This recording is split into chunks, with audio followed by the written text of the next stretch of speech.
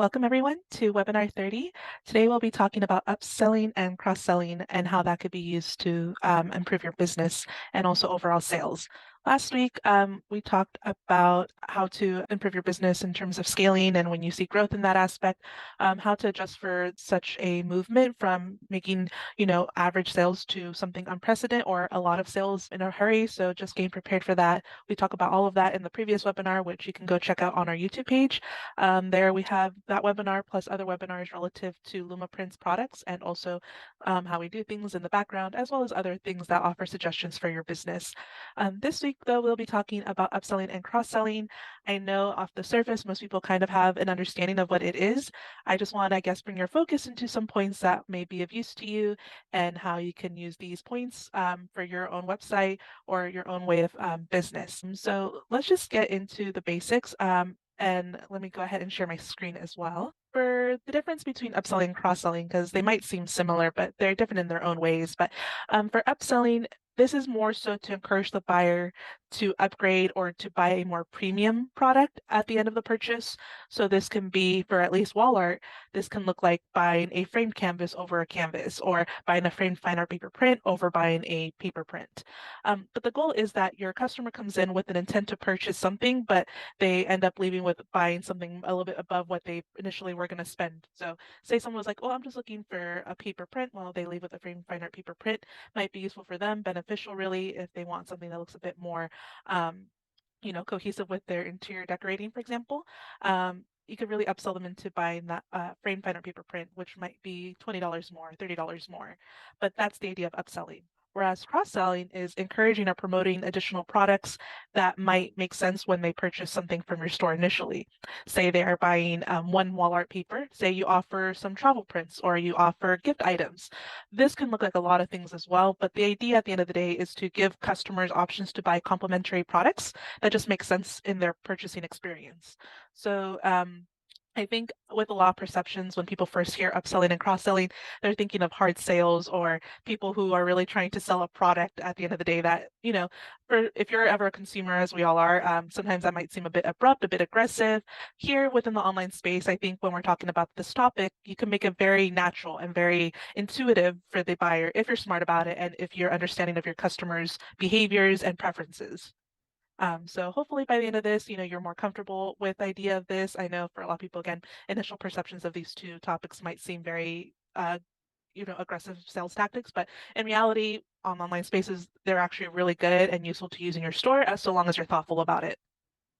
So with that, I want to talk about the benefits of these cross-selling and upselling.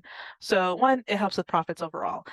For each customer that comes into your store and is a successful upselling or cross-selling customer, you're going to make more on average per customer. But the idea is also loyalty building and customer satisfaction. I think these in tandem are two big benefits to consider because not only are you looking at what benefits you, you're also looking at what benefits your customer. At the end of the day, you're trying to give them a solution to whatever their problems might be or a solution to whatever their needs may be.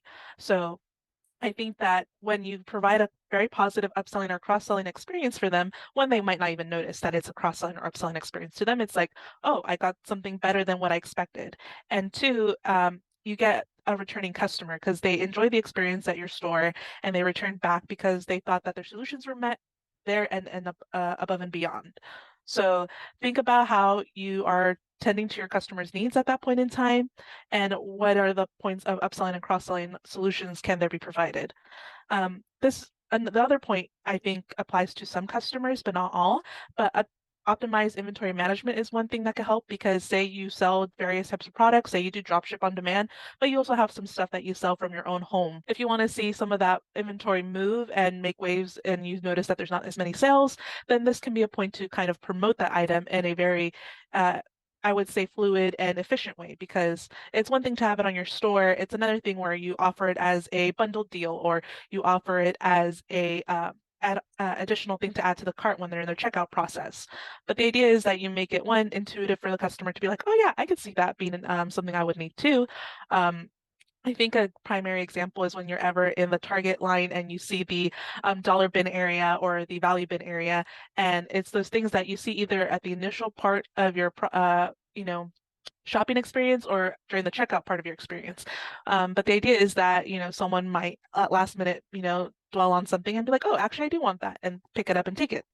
And it's very effective to have it around the checkout part of your store. If we're thinking about this on the online space, having it during the checkout process or having it every time someone adds a product to their cart, offering other items is just a key way to help with the management of your inventory if you have one. Um, Another thing is just enhancing the product value. So as long as you're providing opportunities to showcase the value and premiumness of a complementary product or additional product is all the better. When you have talking points to why someone would want to buy that premium product as opposed to the standard or initial product that they're going to buy, then it all in turn helps with the idea that, oh, these products are well made.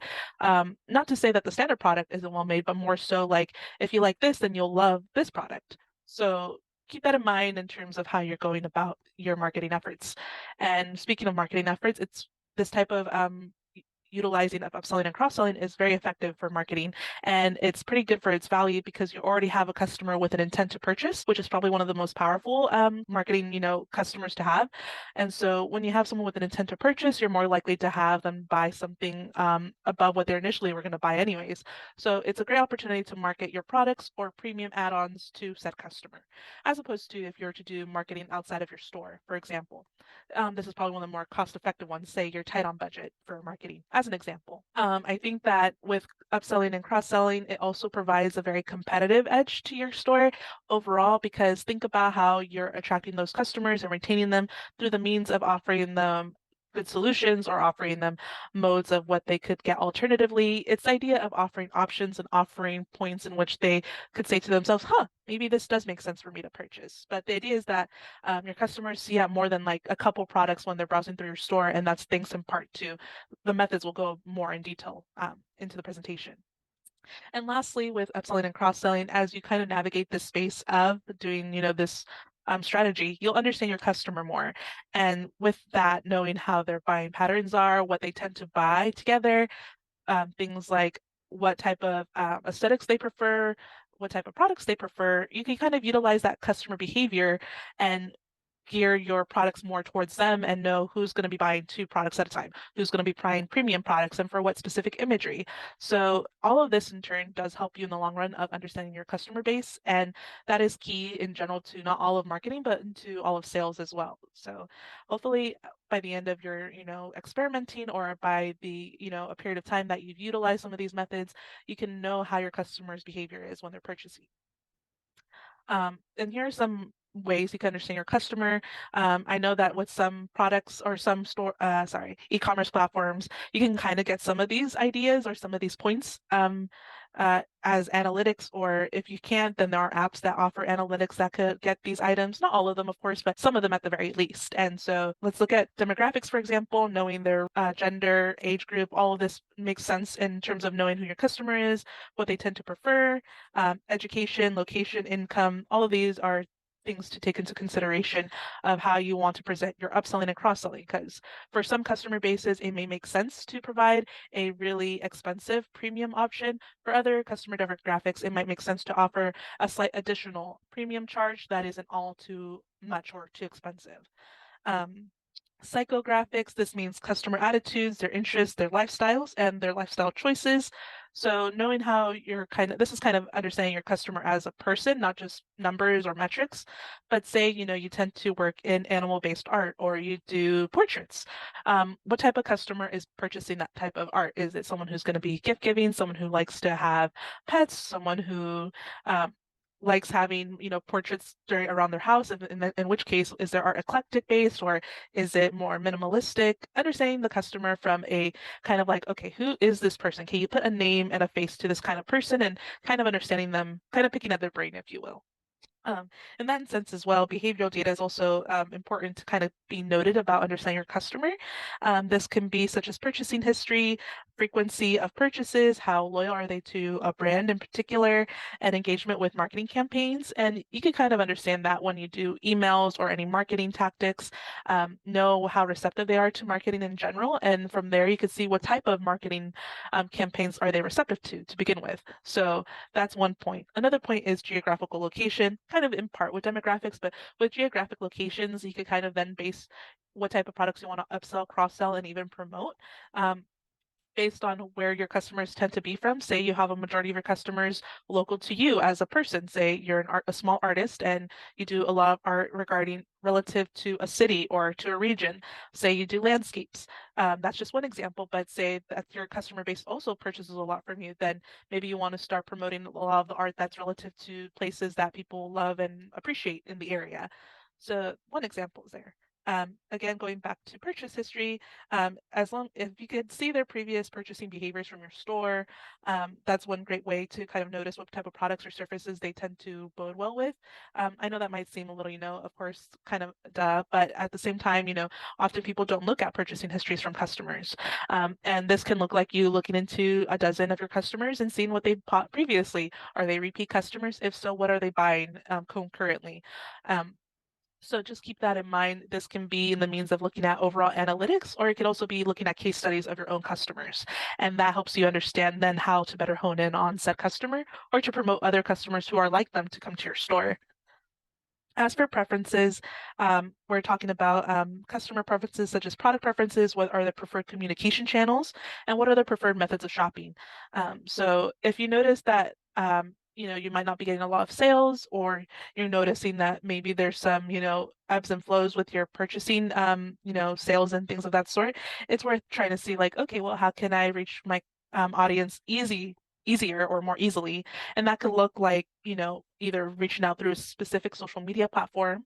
It could look like changing the way you provide your products and how the purchasing journey is for them. So, do they go and browse your website for a long time?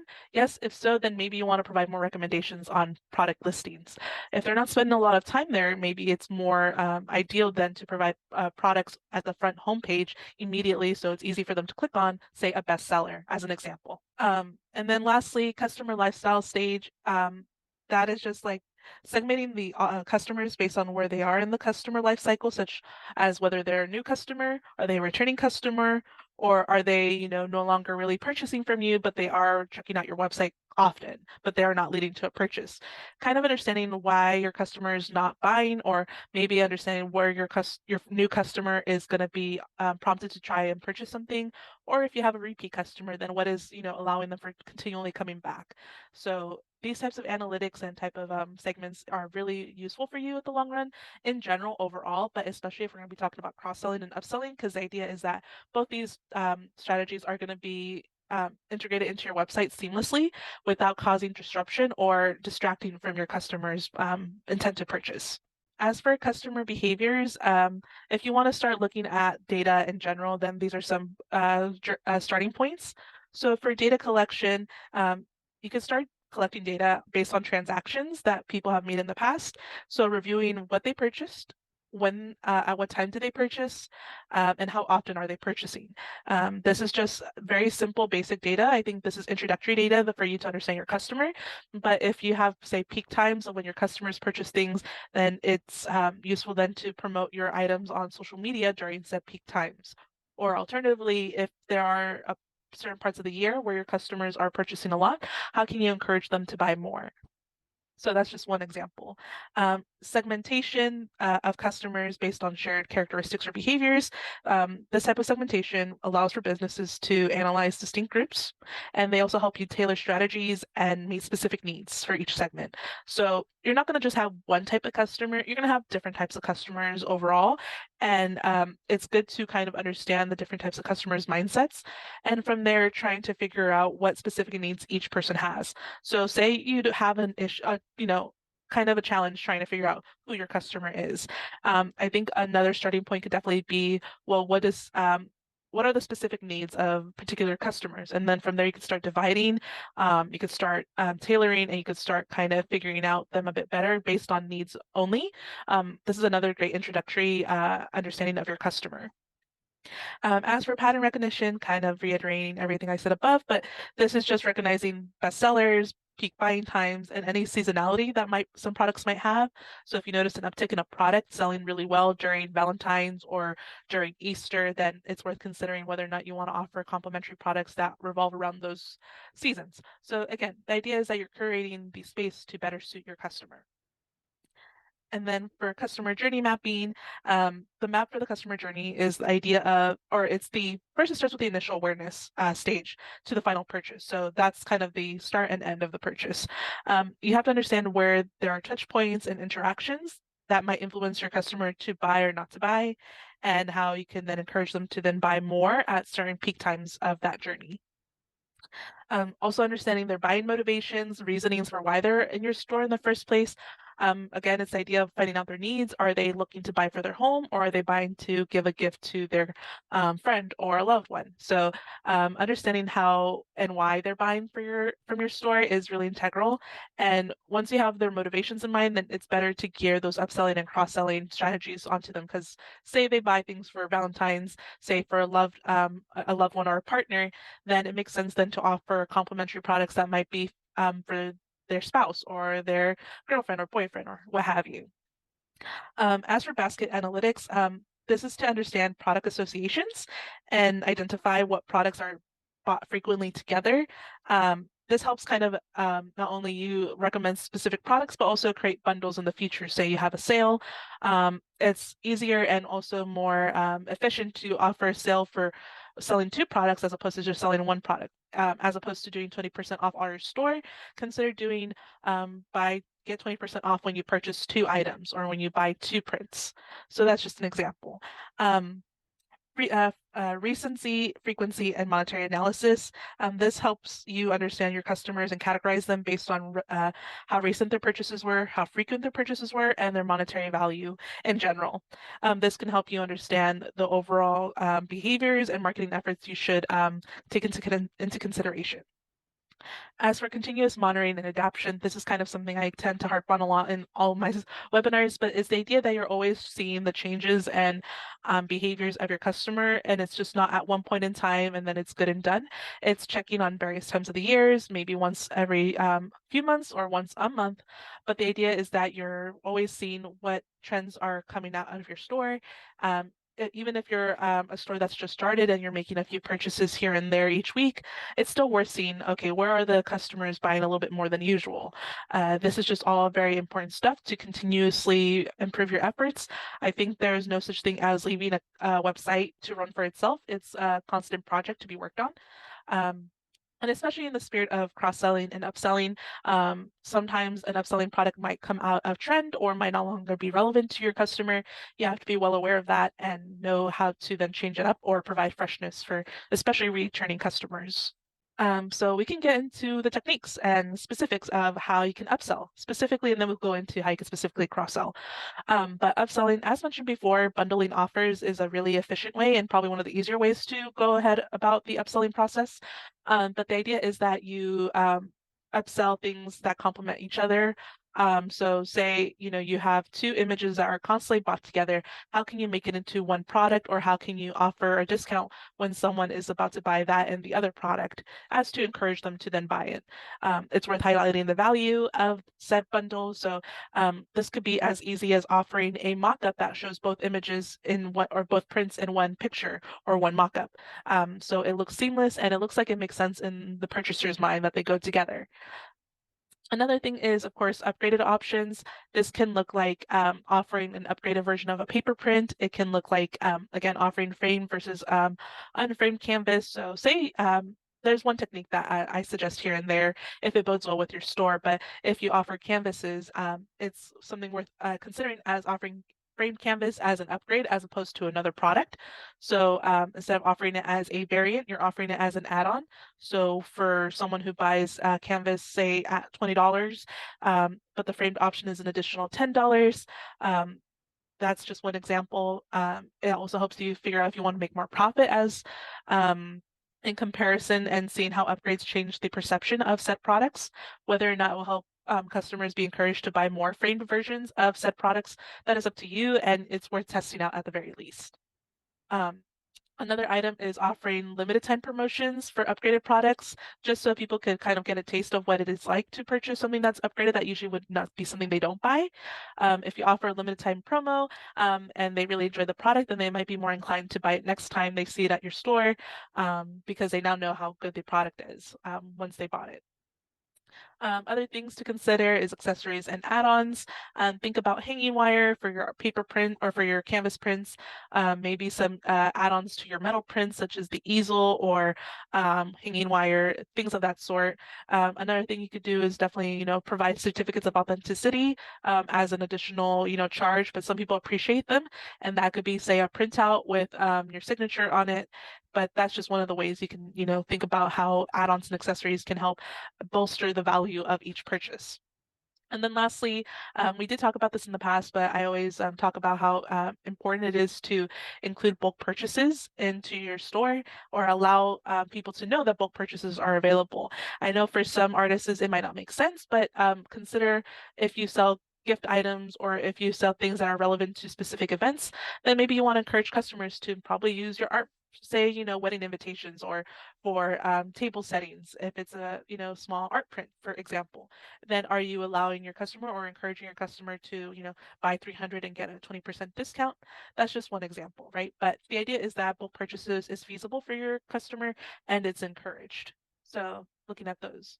Um, I wanted to kind of show an example of upselling from one of our customers, Bill Naiman, and he himself offers luster coating, which, if you're familiar with our products, that's our semi-gloss art paper print, which is not significantly more expensive than other paper types. But if you want to offer it as a quote-unquote upgrade, then that's just one of the ways you can think about offering things that are considered premium to your customer without having to break their bank or having to, do so much to your website to have to change the product layout and scope of things. For them, they're getting a premium product. For you, you're just choosing a different product on Lumaprints. So the effort into offering this upgrade is not that much, but it benefits you monetarily and also benefits your customer in the long run too, because they're getting more options. And so as long as you feel like this option makes sense for your customer and is something that you feel like, oh, they would love this as an additional item, or they would love this as a benefit to their own, purchase, then, why not sell it? So this is just a prime example of what this means. And now we can get into cross-selling techniques. Here are a couple, but we can get into each one in particular. For complementary products, we're talking about art places that go well together, and it's about sharing and showcasing them on a product page. Say your customer was originally looking at one art piece, and then if you're ever on, say, Amazon, and you ever scroll down, you notice that they'll also sell other products that are similar or would complement them. Think about how you sometimes might buy a office supply or a product and it says it's frequently bought together with, and then they create a quick add to cart um, kind of segue. You could kind of apply that to your own store, and that could look like offering images that have similar color schemes or similar themes. And so, as long as you're kind of sharing them together, I could say that it could be making for a stronger presentation of your products, one, and two, it'll increase the likelihood of someone checking out your art, other products as well. That kind of makes sense with the point underneath, which is items frequently bought together. This does require analyzing what are bought together in general. Do you notice that people tend to buy landscapes together or buy one item and then the other? Um, and the way you can help bolster this relationship between products is to kind of showcase them in a mock-up like previously mentioned, but this could even be something that you offer at the checkout process as well. So here, I don't know if you could see the thumbnail, but we could go into a bigger scope. This is from one of our artists, is Brandy Adams. She herself sells on Fine Art America, but the Fine Art America platform allows for people to see the other artworks from this artist, which, if you don't know, Fine Art America sells from multiple artists from all over the world. But it's great that with you selling on there, you get to see the other artists' items on said store. Um, or not even their store, but other art prints they have made in the past. And the color schemes that they show here make sense with the color schemes down below. Brandy herself is a very colorful artist, but the art prints that are provided down below make sense and may be, complementary to the product that the customer was initially looking at. Another thing to consider is cross-category recommendations. So again, it's the idea of encouraging your customer to feel like they are having their needs met. If they're already browsing to purchase some housing items from your store, then what is to say that they won't be inclined to then buy another product that might look well on a bag or might look well on a pillow or a phone case? So making sure that their needs and interests are met is very integral to offering cross categories. You don't want to offer too many categories that just don't make sense in your customer's purchasing journey. So if they're there with an intent to buy a gift, for example, and they're interested initially in a paper print, maybe offer a art book or offer a something that they might feel like might make sense as a gift, say a bag or a mug. But the idea is that you're offering different categories and meeting the needs of your customer that they can fulfill just, within the confines of your own store, as opposed to them, searching the web for hours on end on different stores where they feel like their needs might not be met. So this customer in particular, this is one of our customers, again, Melissa. She sells her arts on Pixels, and for her, she has her art offered on various different products such as pillows, puzzles, lifestyle such as tote bags, and stationery items. So if someone initially was looking at her stuff for wall art, then if they really like that art, then they could definitely buy something like a tote bag or a pillow. And again, it's the idea that you're offering different products. And this could look like different ways on a product page. It could be here on the side as shown here, or it could be right underneath the said product, say as a, get the art on other items or provide gifts alternatively like, so and so. So again, it's the idea of offering different products to encourage your buyer to buy things um, outside of what their initial intent to buy was. And going with that, gift sets and packages are another great way to cross-sell items. If you understand what your customer is intending to buy on your website, say for a birthday, a holiday, or that of the sort, and then it would make sense then for you to create a bundle where maybe they could save a couple of dollars, but you make in turn a bigger purchase, or you make in turn make a bigger sale based off their big purchase. So instead of them just buying one print for a gift, they're buying three smaller images, but it costs more. But it feels to them like it's a more luxurious option in comparison to the one print. Or you offer, say, a Valentine's bundle where it's, a letter or a gift card or things of that sort and coupling it with your product. So there's a lot of ways to go about gift sets and packages, but the idea is that you're meeting the need and making it more easy for your customer to make that decision and making it make sense for them as to why they would buy that said gift set. So it goes in turn back to understanding your customer's behaviors and understanding how your customer is there in the first place. So here are some apps that we can take a look at, just kind of as a mention. But for implementing and cross-selling on your e-commerce platforms, there are some apps you can take into consideration. Starting with Opt-in Monster. That's that one helps with lead generation and conversion optimization, and it helps you create targeted campaigns, and it helps with upselling and cross-selling pop-ups. You'll see this a lot in some other apps, but just be sure to be mindful of where your pop-ups and kind of little anecdotes show up on your store, because what you don't want to do is overwhelm your customer or provide that at the wrong time during their purchasing process. But we'll go more into that. But I just want to let you know that Opt-in Monster offers that as a part of their app. Um, Brilliance is helps you utilize tools for e-com personalization. It's also AI driven with product recommendations and behavioral targeting.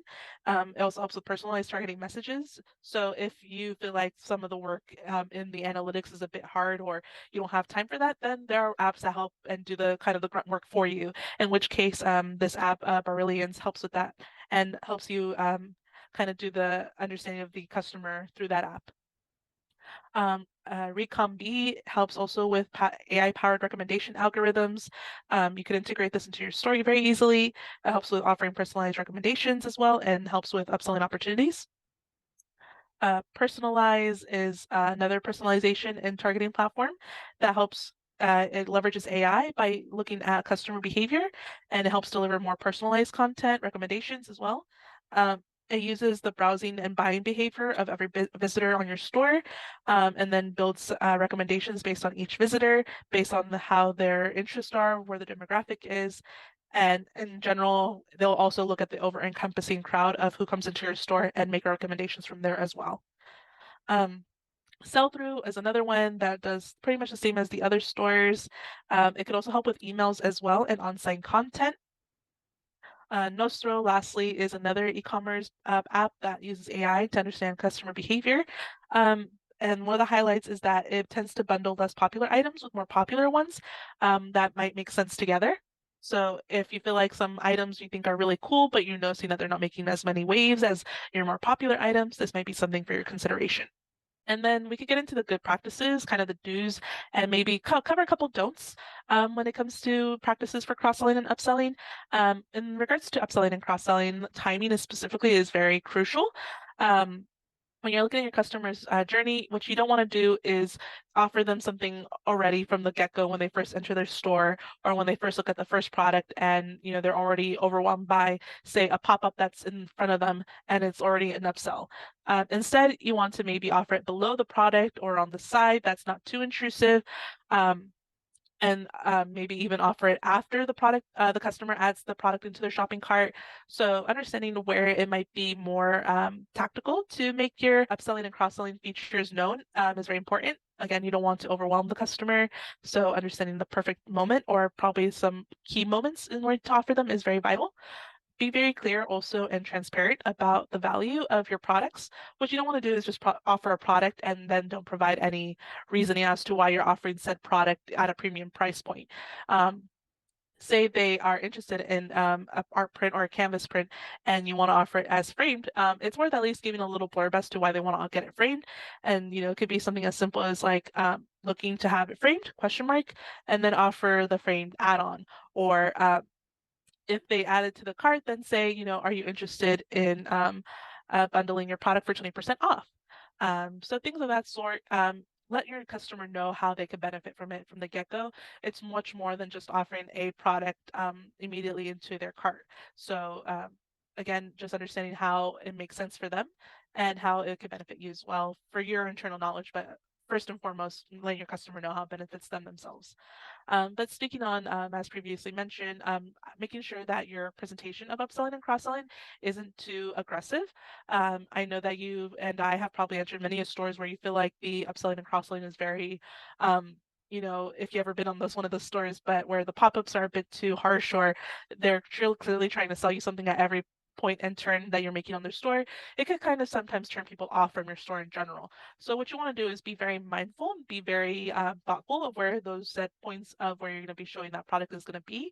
Um, Again, you don't want to be overwhelming or overstimulating with your upselling and cross-selling products. The best type of upselling and cross-selling are the type of strategies where the customer doesn't even know that they're being upsold or cross-sold.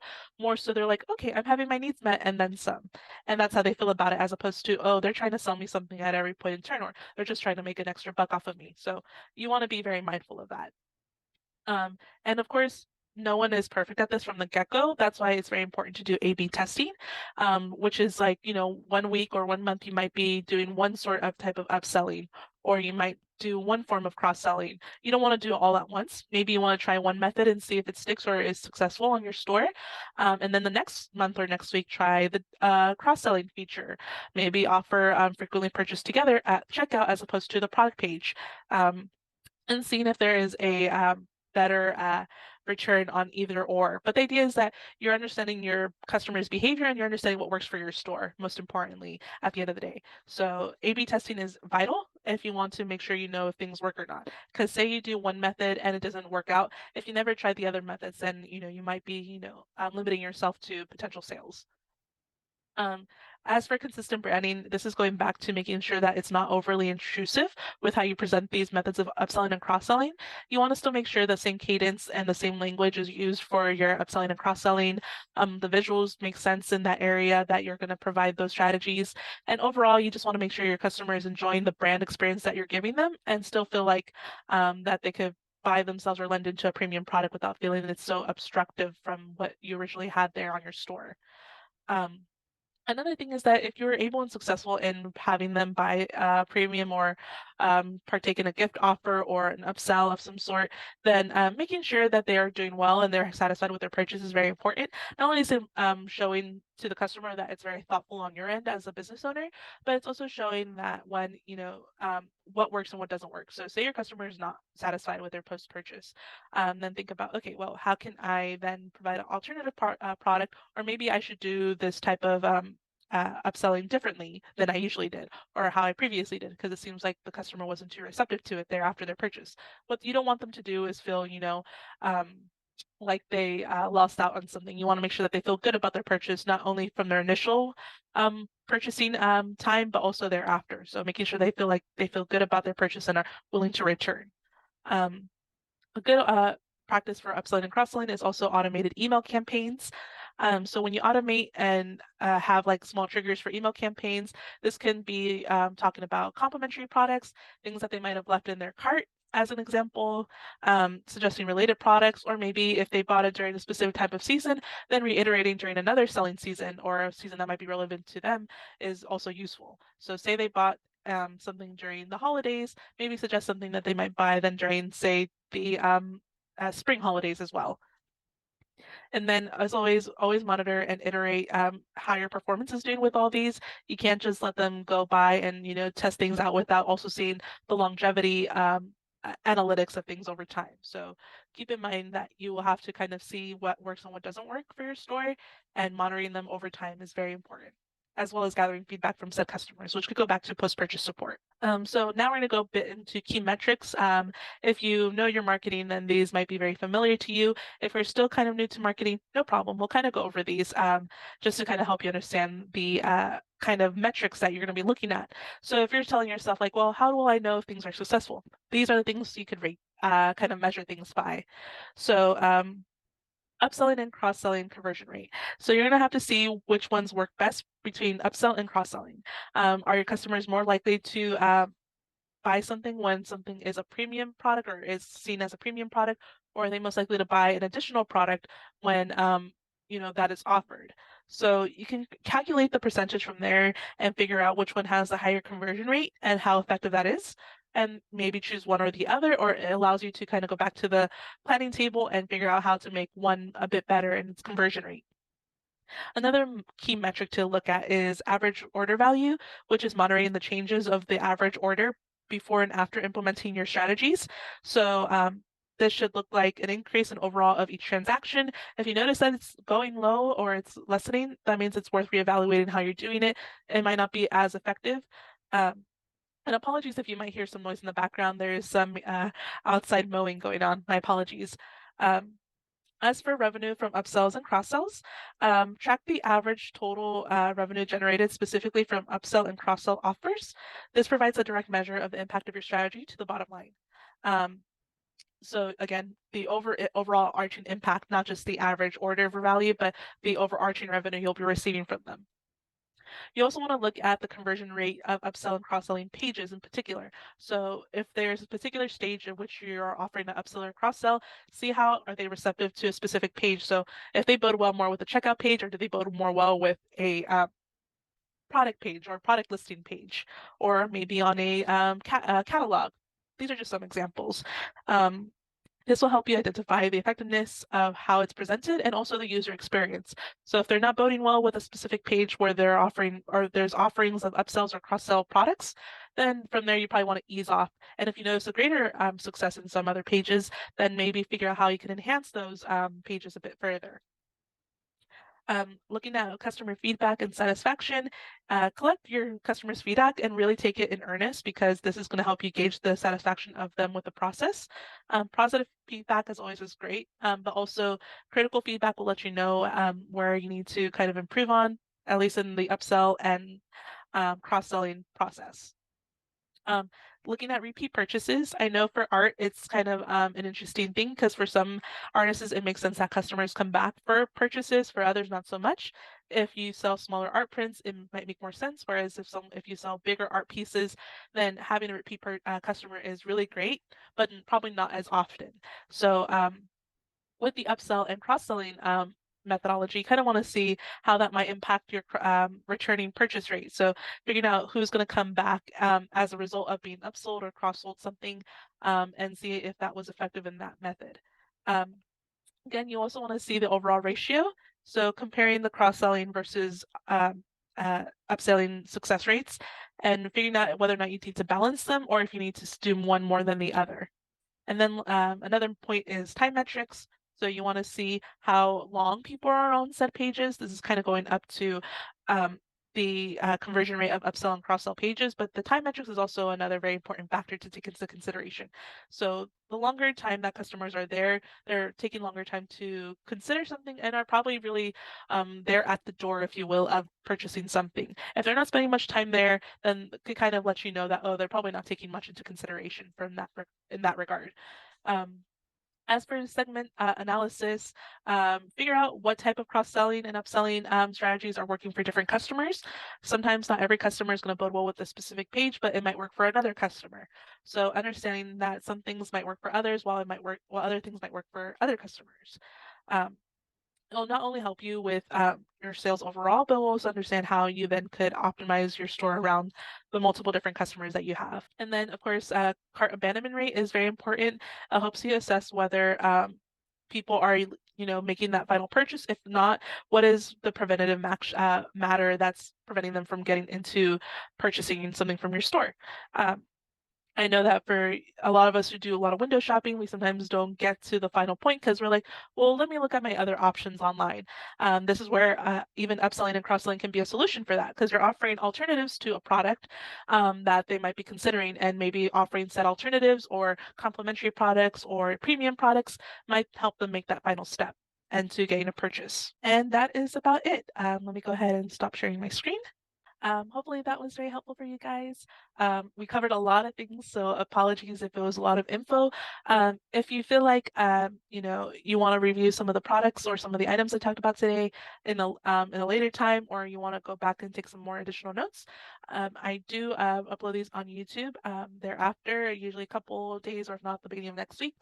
And so you can review the video there. If you have any questions, of course, let me know in the chat or sound it off during our meeting here.